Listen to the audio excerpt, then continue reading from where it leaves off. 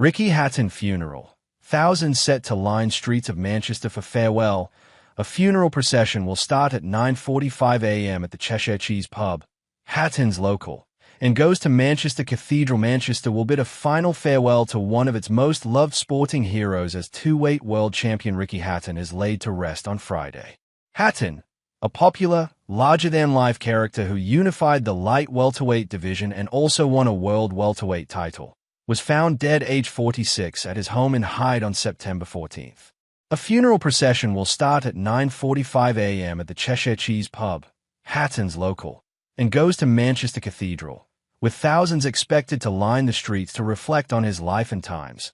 The cortege includes stops at Hatton's boxing gym and the AO Arena, where he enjoyed some of his finest nights. The highlight indisputably being a win over the celebrated Kostiutseu on a raucous night 20 years ago to capture his first world title. Following a private memorial service at midday, the commemorative march will head to the Etihad Stadium, the home of Hatton's beloved Manchester City. News of Hatton's death was announced just hours before the Manchester derby at Eastlands, with a minute's applause held immediately ahead of kick-off by players and fans of both City and United.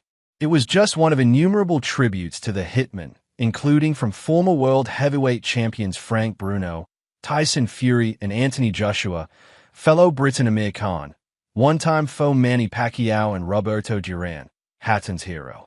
Hatton's all-action style brought him 45 wins and 3 defeats from 48 contests, but it was his down-to-earth demeanor that especially endeared him to fellow professionals and fans around the world.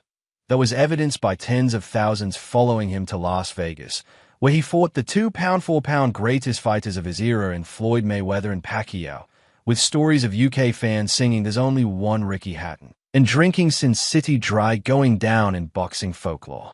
Hatton suffered his first professional defeat when he was stopped by Mayweather in 2007, while a vicious second-round knockout by Pacquiao 2 years later precipitated his fall from top-level boxing. A misguided comeback attempt against Vyacheslav Senchenko in 2012 marked the first public admission Hatton was struggling to cope in retirement. He was a tireless ambassador for mental health charities as well as Manchester-based Barnabas, which supports homeless and vulnerable people, and turned his hand to being a successful trainer in an attempt to fill the void, having participated in a no-scoring exhibition against Mexico's Marco Antonio Barrera in 2022.